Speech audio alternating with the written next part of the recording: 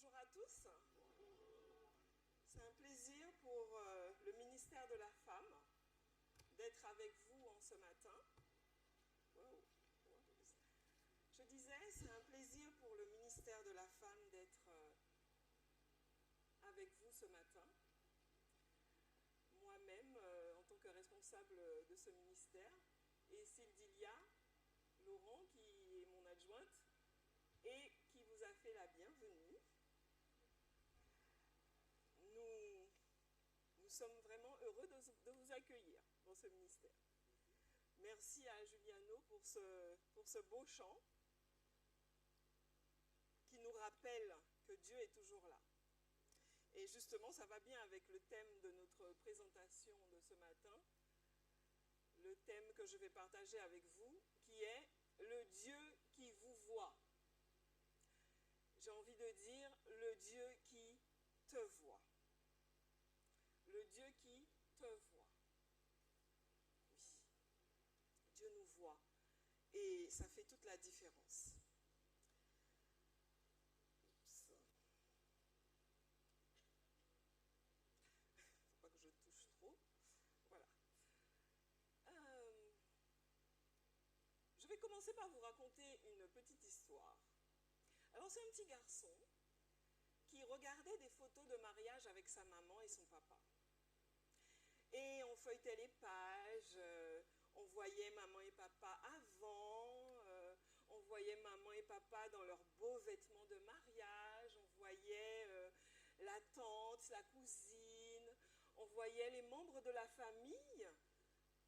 Le petit garçon voyait tout le monde, mais il ne se voyait pas sur la photo. Et il disait un peu triste, « Mais maman, pourquoi je ne suis pas sur la photo ?» Alors, en fait, il n'était pas encore né, voilà, donc il n'était pas sur les photos. Moi, j'aurais voulu être au mariage, moi, je voudrais être sur la photo. Je suis nulle part, pourquoi, maman? Et la maman était bien embêtée, elle voyait que son fils était triste, elle voulait le consoler. Alors, il lui vient cette idée de lui dire, « Mais tu sais, tu étais là avec nous, tu étais pas là en personne parce que tu n'étais pas encore né, mais tu étais dans le cœur de Dieu. Tu étais dans le cœur de Dieu. » Et ces paroles, ces quelques paroles, ont suffi à calmer, à rassurer notre petit et à lui donner cette assurance, ce sentiment d'appartenance et d'assurance qu'il était là d'une certaine manière. On ne pouvait pas encore le voir, mais on savait qu'il était là parce qu'il était dans le cœur de Dieu. Et nous aussi, c'est vrai que parfois, juste un petit mot pour nous rappeler que Dieu nous voit, que Dieu était là quand ça m'est arrivé, que Dieu était là quand j'ai vécu cette chose et que Dieu sait ce que je ressens, que Dieu sait ce que je traverse, que Dieu sait. Ça peut nous rassurer. J'ai fait cette expérience une fois, je ne me sentais pas très bien. Certaines choses me revenaient à l'esprit, je traversais un moment difficile et j'avais ce sentiment de... Comment même l'exprimer? Un peu... À quoi bon? Mais... Et j'en parlais avec un ami proche et il m'a rappelé ça. Dieu sait. Et miraculeusement, ça peut paraître peu de choses pour certains aujourd'hui, peut-être, ou pas. Mais miraculeusement, ça a suffi pour amener la paix en moi. Et c'était une discussion très courte. Salut, comment ça va? Ben là, en ce moment, non. Et puis j'explique, mais tu sais que Dieu sait. Ah, merci beaucoup, au revoir. Voilà. Pas besoin de grands serments, pas besoin de je vais prier pour toi, même si certainement il a prié pour moi. Mais ça avait suffi en fait. Ça avait suffi. Pas besoin de rajouter quoi que ce soit. Juste de savoir, ce rappel, pas qu'on ne le sait pas, on sait, mais ce rappel, parfois on a besoin de ce rappel. Dieu me voit. Et ça m'avait suffi ce jour-là. Dieu sait. Inclinons la tête avec moi, s'il vous plaît. Seigneur notre Dieu, indignement mais désireux proclamer ta parole, de recevoir ta parole, tes promesses. Nous sommes là. Et personnellement, Seigneur, je compte sur toi et je me repose sur toi. Accorde-moi l'onction de ton Esprit Saint. Accorde à nous tous l'onction de ton Esprit Saint, afin que ta parole nous pénètre et nous transforme selon ta volonté. Au nom de Jésus. Amen.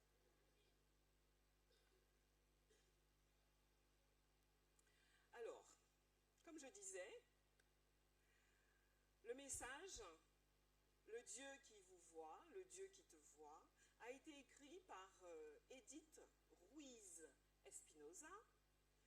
C'est la directrice du ministère de la Femme pour la division interaméricaine. Et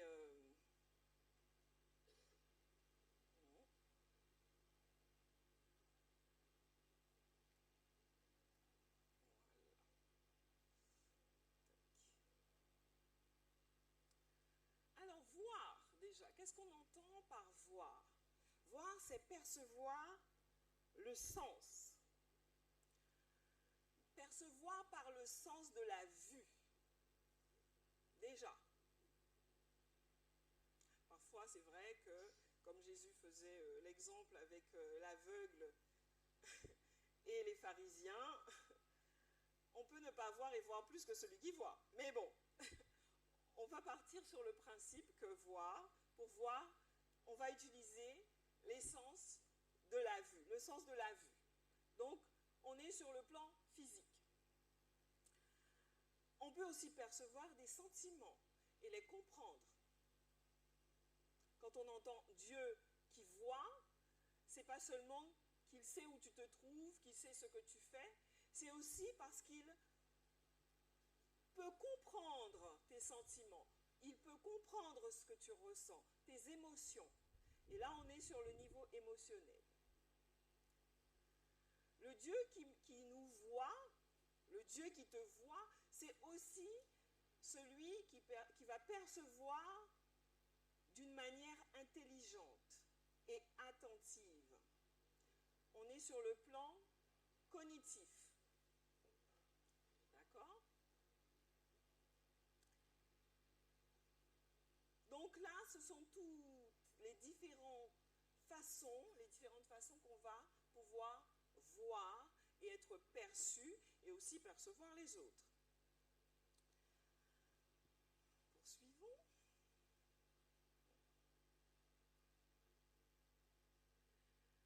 Il y a une personne, alors ce matin on va voir quelques femmes, l'histoire de quelques femmes dans la Bible. Hein, et on va commencer par l'histoire de Agar. L'histoire d'Agar. Alors, voilà, merci. Le livre de la Genèse, au chapitre 16, à partir du chapitre 16 et jusqu'au chapitre 21, nous raconte l'histoire de Agar. Agar, on connaît un peu son histoire, c'est une esclave chez les Juifs, en l'occurrence une esclave qui a été offerte à Sarah, l'épouse d'Abraham. Sarah Sarah était stérile, elle ne pouvait pas avoir d'enfant, et après la promesse de Dieu que Sarah allait pouvoir donner une descendance à Abraham, Sarah et Abraham, hein, mais disons Abraham sous l'influence de Sarah, ils vont ensemble en tout cas tomber d'accord sur le fait que Agar va certainement être l'instrument par lequel Dieu va leur donner une descendance. Parce qu'ils étaient déjà vieux, si elle n'a pas pu lui donner des enfants dans sa jeunesse, c'est pas maintenant que ça va se faire. Donc, dans le doute, elle a préféré se diriger vers Agar. Agar va être donc un peu comme une mère porteuse pour le couple Sarah-Abraham. Mère porteuse. Donc, je m'active.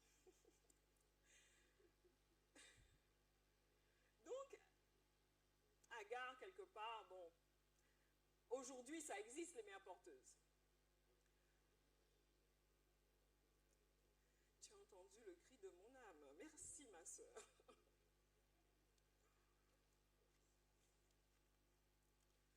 Donc, Agar, contrairement à notre époque où la mère porteuse, elle va recevoir un dédommagement, elle va être surtout consentante, là, Agar, elle n'a pas tellement son mot à dire. Elle va subir cette décision, elle va subir cette expérience.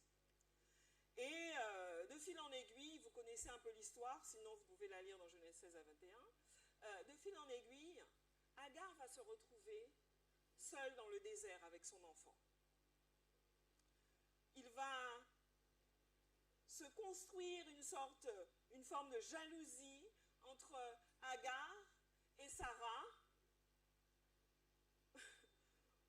Il faut l'avouer que Agar y était pour beaucoup. Elle a bien construit cette jalousie. Elle a commencé à se dire, mais écoute, j'étais esclave, je suis esclave, mais en même temps, il ne faut pas oublier que je porte quand même l'héritier, quoi. Je porte quand même l'enfant du maître. Donc, quelque part, on peut dire que je suis un peu mieux vue que l'épouse même. Donc, il faut que je rentre dans ma position et que je fasse surtout comprendre à Sarah, tu sais où tu es et où je suis. Je suis entre toi et Abraham et je compte y rester. Et si tu pouvais, ce serait mieux, même. Ça m'arrangerait. Évidemment, Sarah ne va pas se laisser faire et elle va lui faire payer. Et c'est comme ça qu'Agar va se retrouver dans le désert. Parfois, on se retrouve dans des situations difficiles. Tout le monde nous tourne le dos, personne ne veut nous voir. Mais parfois, on l'a bien cherché. On l'a bien cherché. Mais même dans ce cas, Dieu nous voit. Et ça va être l'expérience d'Agar. Elle est seule dans le désert. Essayons de se mettre un peu à sa place. Elle pleure, elle se sent perdue. Elle a déposé son enfant dans un coin parce qu'elle ne veut pas le voir mourir. Et elle-même, elle ne sait pas où aller. Elle a été renvoyée par ceux à qui elle appartenait. Elle croit que personne ne l'aime. Elle croit que personne ne se soucie d'elle. Tu peux mourir. Et là, affalée sur le sable, ne sachant où aller, ne sachant vers qui se tourner, non seulement elle ne sait pas, elle n'a personne vers qui se tourner, de toute façon. Elle ne sait pas où aller parce qu'elle n'a nulle part où aller. Elle a peu de provisions, presque plus rien. Et là, elle fait face à sa détresse. Elle ne cherche même pas Dieu, parce que ce n'est pas sa coutume, ça. Le Dieu des Israélites, qui eux l'ont chassé en plus. Donc elle est là, et elle pleure. Et là, dans sa détresse, là, dans sa honte, là, dans ce lieu aride, elle a le sentiment que c'est la fin. Elle a le sentiment qu'elle est perdue. Mais au milieu de sa détresse, c'était son lieu de rencontre, son lieu d'intimité avec le Tout-Puissant. Son lieu de rencontre avec celui qui allait changer sa vie, changer son existence et lui donner de l'espérance. Lui donner une raison de continuer. Lui donner un avenir, non seulement pour elle, mais aussi pour son fils. Une mère célibataire dans le désert, maintenant mère d'une grande nation. C'est ce que Dieu va lui promettre. Et elle va ressentir cette étreinte. Elle va trouver en Dieu la force de se relever et de continuer à avancer. Et Dieu va lui donner ce qui est nécessaire, va la secourir et lui donner les paroles qui délivrent, les paroles qui éclairent, les paroles qui encouragent, les paroles qui vont faire une différence dans sa vie.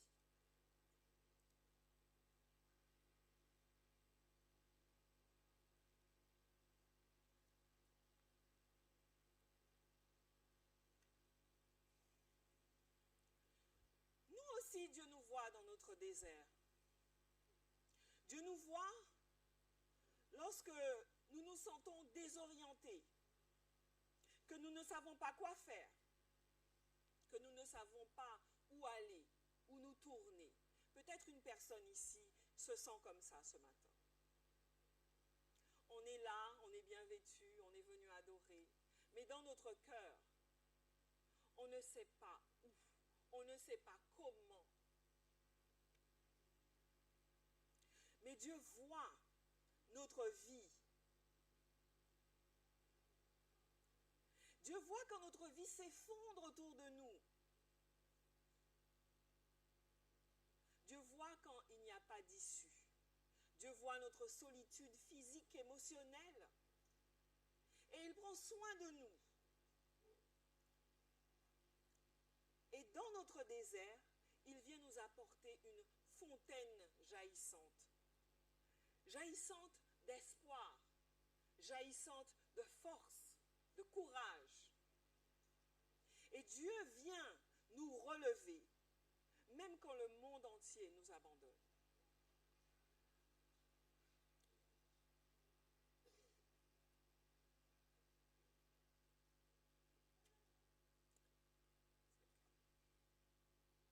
Hébreux chapitre 13, verset 5,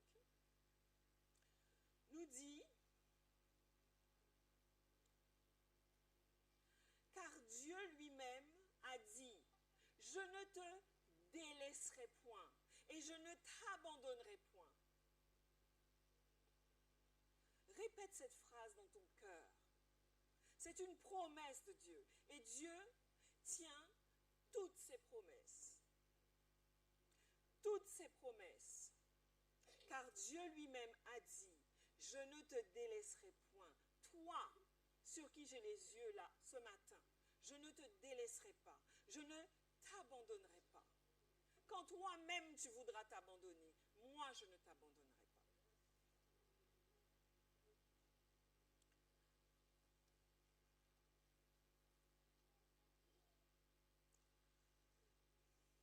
J'aimerais vous parler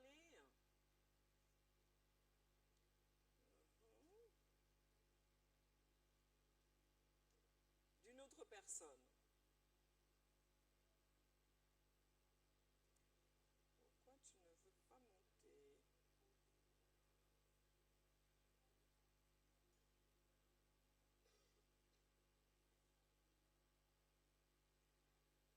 Évidemment, ça m'aurait étonné que tout se passe bien. L'ordinateur ne veut pas se défiler. Bon. Thank you, baby love. Why is it not going up? I speak English anyway. Hello, my friend. Thank you. Et normalement, on devait faire là. Enfin,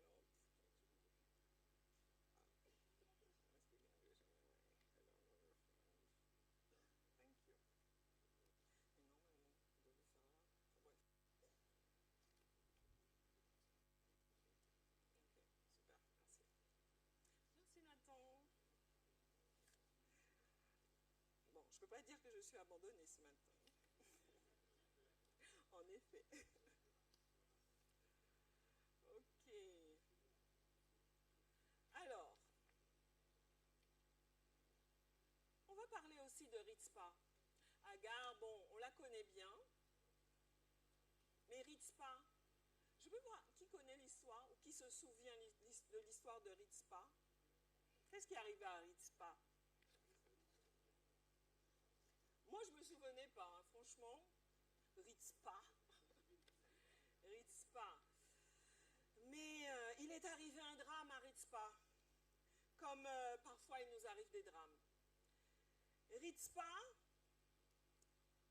c'était une concubine de Saül. Saül, roi d'Israël. Pourquoi ça fait ça?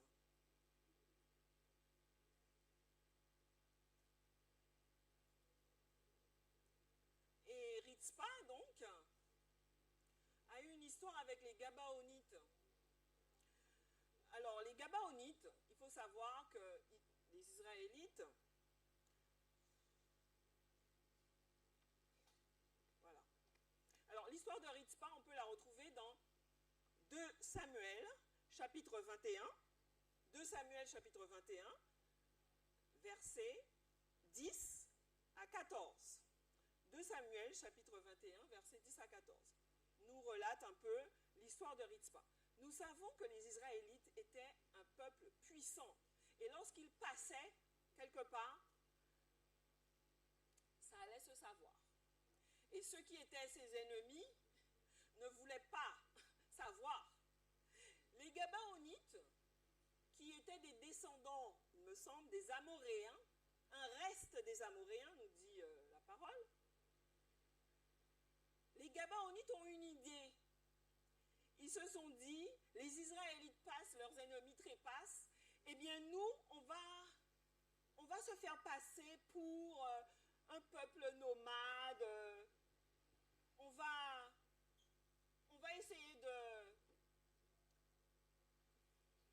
d'utiliser la ruse pour pouvoir les amener à faire alliance avec nous pour qu'ils nous protègent. Pour qu'ils nous protègent, et comme ça, au moins, on n'aura pas à craindre. Ils ne vont pas nous détruire, ils ne vont pas nous terrasser. Parce qu'ils sont passés là, ils les ont terrassés. Ils sont passés là, ils les ont terrassés. Dieu est avec eux. Qui pourrait tenir contre eux? Et ils n'avaient pas tort. C'était exactement ça. Donc, ils vont se dire, bon, on va mettre de vieux vêtements, on va prendre du pain rassis, on va être là, on va leur faire croire. Et ça, c'était au temps de Saül. Et donc, ils vont faire alliance avec les Gabaonites et leur ont promis, ils ont donné une parole devant Dieu. Ça vaut mieux qu'un contrat devant notaire. Hein. Ça vaut mieux qu'un contrat devant notaire. Ta parole, si ton oui est oui, amen, c'est enregistré au ciel. Et c'est ce que les Israélites vont comprendre, s'ils l'avaient oublié. Donc, ils ont passé une alliance avec les Gabaonites, pour remettre un peu les choses dans leur contexte.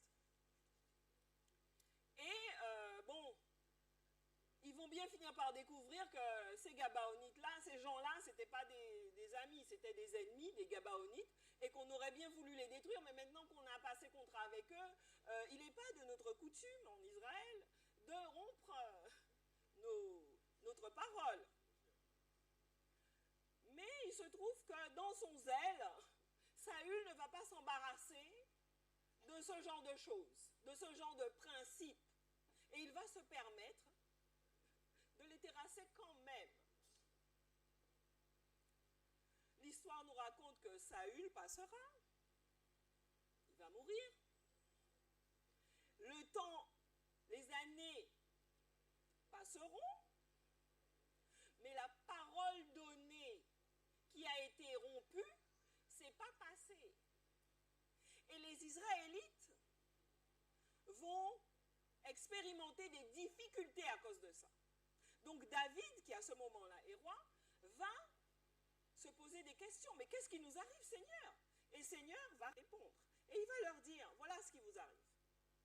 Vous aviez donné il y a 3 ans ou il y a je ne sais combien d'années une parole à ce peuple et Saül ne l'a pas tenue. Saül est déjà mort, mais la parole demeure. C'est une leçon pour moi. C'est aussi une leçon pour nous tous ce matin. C'était valable à l'époque, mais nous qui sommes chrétiens, c'est encore valable aujourd'hui. Lorsque nous donnons une parole en tant que chrétiens, il n'y a pas besoin de signature, d'intervenant, c'est une parole. Faisons attention à ce que nous disons. Et donc, David va se rendre compte qu'il faut faire quelque chose. Donc, il va aller vers les Gabaonites, ceux qui restaient, les Gabaonites, et il va leur dire, oh là là, mes excuses, mes plus plates excuses, pardon, pardon, on a commis un tort incommensurable contre vous. Pardon, pardonnez-nous. Qu'est-ce qu'on peut faire pour réparer ça? Eh bien, les Gabaonites ne vont pas se démonter. Ils vont leur dire, on ne veut pas d'argent. Ça commençait bien, on a envie de dire. On ne veut pas de richesse. On ne veut pas lever la main contre vous pour vous tuer. Oh, encore mieux. On va demander que, allez, 7 descendants de Saül. On va les pendre. Ouh. Ah, quand même. On veut les descendants de Saül, 7. Et on va aller les pendre à tel endroit. Ok. Ben, c'est le prix à payer pour un crime que ni David, ni les autres personnes qui étaient là n'avaient commis, mais que Saül avait commis. Et ses descendants qui n'ont rien demandé allaient devoir payer pour ça. Est-ce que parfois nous aussi, on se retrouve à payer pour des choses, on n'était même pas dans la photo de mariage. Et c'est nous qui allons payer pour ça. Mais Dieu nous voit et il ne nous abandonne pas. Ritzpa était la maman de 2 de ces 7 personnes. On est venu chez elle le matin.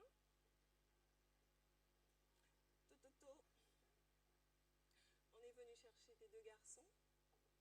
Nous aimerions les pendre.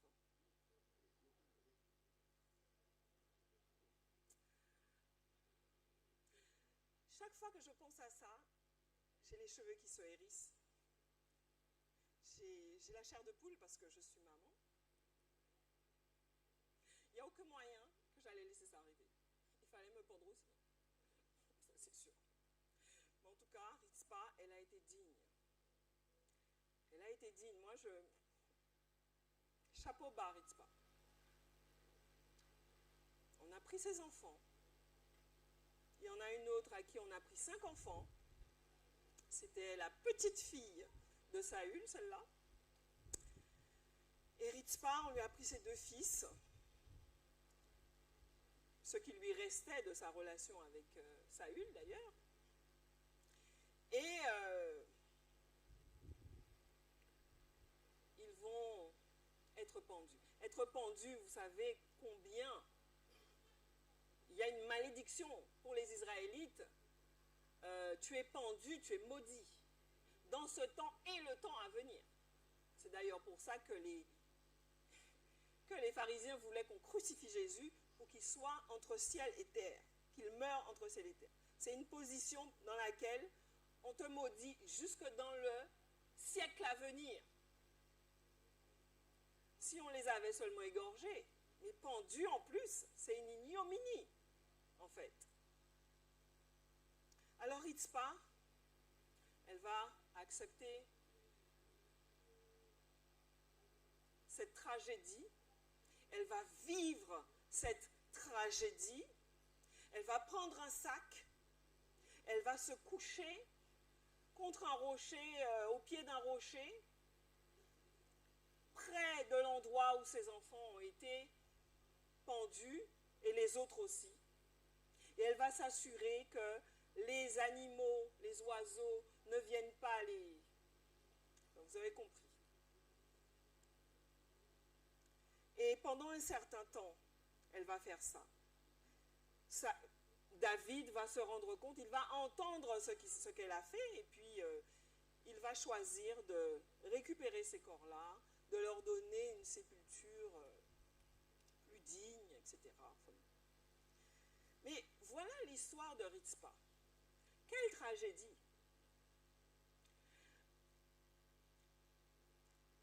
Grâce soit rendue à Dieu de ce que ça n'arrive pas tous les jours, ce genre de choses dans notre vie. Mais il y a des personnes parmi nous, ce ne sont peut-être pas les Gabaonites qui sont venus chercher nos enfants, mais c'est peut-être un accident de voiture, de moto, un meurtre, la maladie nous a arraché notre enfant. Même un, c'est déjà quelque chose.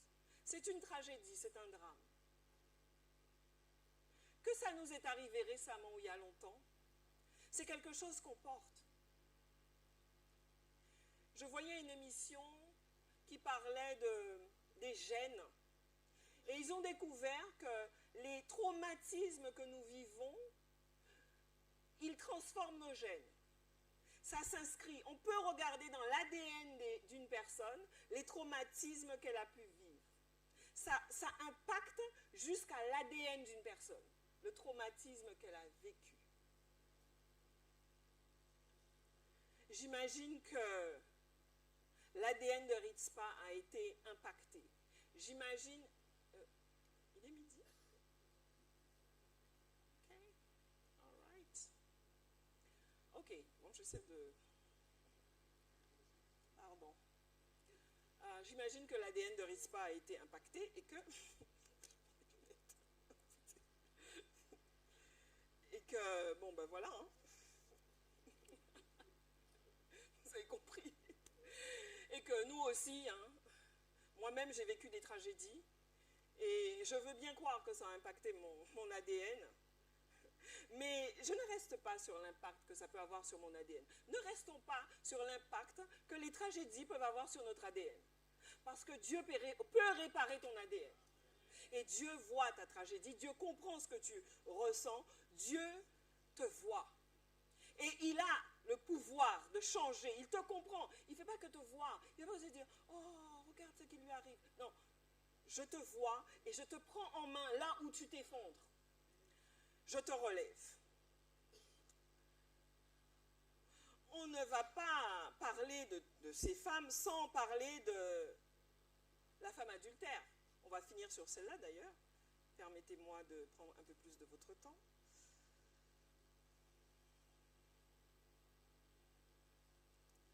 La femme adultère. Donc là, nous sommes dans le Nouveau Testament. Hein. Les deux autres femmes étaient dans l'Ancien Testament. Jean chapitre 8, versets 2 à 12, nous raconte l'histoire d'une femme adultère. Encore un autre drame, une autre situation. Là, c'est plus la peur, la honte pour sa propre vie, pour sa propre existence. L'histoire de la femme adultère, elle est la suivante. Une femme tirée d'une situation d'adultère, comment ils étaient au courant, hein? Ben, bref, on a envie de dire que tu étais au courant parce que c'est toi qui l'as mis en place, l'histoire-là. Enfin, bref. Ils viennent la chercher parce qu'on sait qu'elle était en train d'avoir des relations, qu'on va dire, adultères. Et la personne avec qui elle était en adultère, bon, lui, il ne nous intéresse pas. C'est la femme qui nous intéresse. Donc, elle va être prise, traînée sur la place publique pour que tout le monde puisse la voir, pointée du doigt, accusée. Oh là là, quel mot on n'a pas utilisé pour cette femme. On ne va pas les mentionner ce matin, je vous rassure. Mais elle va être bien méprisée, elle va être accablée au sol. Peut-être même plus que le poids de son péché, le poids du regard de ces pharisiens, le poids du regard de toute la population qui viennent pour regarder qu'est-ce qui se passe, qu'est-ce qui se passe. Il n'y avait pas de portable à l'époque, mais c'est pareil, c'est le même fonctionnement. Il faut qu'on vienne voir qui est-ce qu'on insulte, qui est-ce qu'on va lapider, qui. Eh bien, c'est elle, femme adultère. On ne nous donne même pas son nom, c'est ce qui nous intéresse, c'est sa nouvelle identité, femme adultère. Et cette femme, elle a été emmenée là pour mourir, évidemment. C'était pas vraiment elle le problème, à vrai dire. Hein. Le problème, c'était Jésus. Hein? Ça nous arrive. Hein? Nous, en tant que chrétiens, on porte le nom de chrétien, ça nous apprendra. Eh bien, tu portes le nom de Jésus, eh bien, tu vas payer pour ça.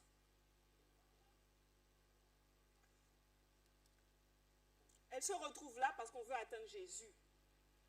Conflit cosmique, hein? Voilà, elle est au centre de tout ça. Et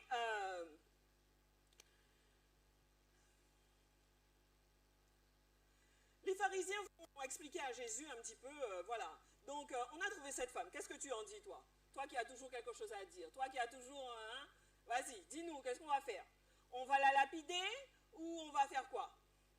La loi de Moïse dit qu'une femme dans cette situation, il faut qu'elle soit lapidée. Et toi, tu dis quoi? Mais Jésus va poser son regard sur cette femme. Il ne va pas se soucier des pharisiens. Pas pour le moment. Le plus important dans cette image, dans cette scène pour Jésus, c'est cette femme qu'on a mis par terre là. Cette femme qu'on accuse. Et il va la voir.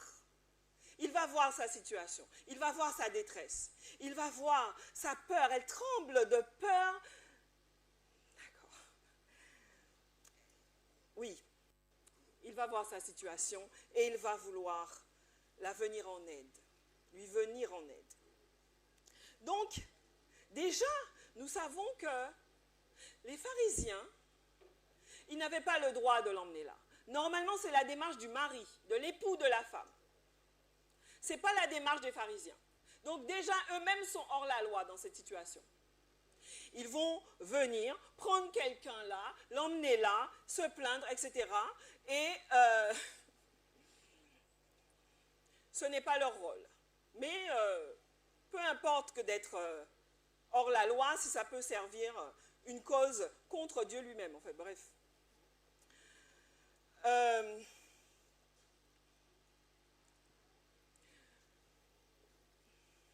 J'ai beaucoup à dire sur ce point.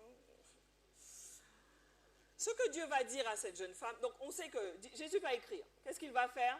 Il va dire, vous là, on va s'occuper de vous. Il va commencer, il va se baisser, il va commencer à écrire par terre. L'esprit de prophétie nous dit qu'il va écrire, en fait, les péchés de chacun. Vous voyez le péché de cette femme, mais moi, je vais vous parler de vos péchés. Donc, au fur et à mesure, il va écrire les péchés d'un tel. Un tel, lisant ça, ouh là là, il se dit que celui qui n'a jamais péché, lui jette la première pierre, et il va rappeler, voilà ton péché. Donc, du coup, hop, on disparaît. Et un à un, ils vont disparaître. Parce que Jésus va leur rappeler, tu n'es pas mieux qu'elle en fait. Arrête. Arrête tout ce tumulte. Le respect pour cette personne qui est coupable, certes, mais voilà. Donc, mais Jésus va dire quelque chose à cette femme que je tiens quand même à mentionner. Va et ne pêche plus. Alors qu'elle est là et qu'elle se dit, tout le monde est contre moi, où sont tes détracteurs, va lui demander Jésus, ben ils ne sont plus là. Et elle se dit, mais voilà, le couperet va tomber, lui, il va m'accuser et on va me lapider. Ben, elle voit que ses accusateurs ne sont plus là. Et Jésus va lui dire, moi non plus, je ne te condamne pas. Va et ne pêche plus. Donc parfois, même dans nos moments de culpabilité, nous savons que, parce que ce n'est pas une étrangère, hein, elle sait que l'adultère, c'est une transgression. Ce n'est pas seulement un péché, c'est une transgression parce qu'elle connaît la loi de Dieu. C'est une Israélite. Donc, on termine. Elle trouve en fait, dans le va ne pêche plus, et nous trouvons aussi dans nos difficultés comme la femme adultère, un sauveur suppliant. Ne pêche plus. C'est-à-dire, ne te retrouve pas dans une situation comme ça encore. J'ai mieux pour toi.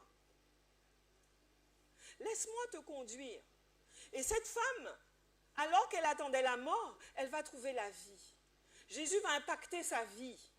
Parce qu'elle va faire une rencontre ce jour-là, là, dans cette arène qu'on lui avait préparée. Elle va rencontrer Jésus. Et elle va rencontrer ce sauveur suppliant. Bon, cette partie-là, je vais... C'était une parenthèse, mais on ne va pas parler de ça aujourd'hui. Mais en tout cas, je voudrais rappeler une chose.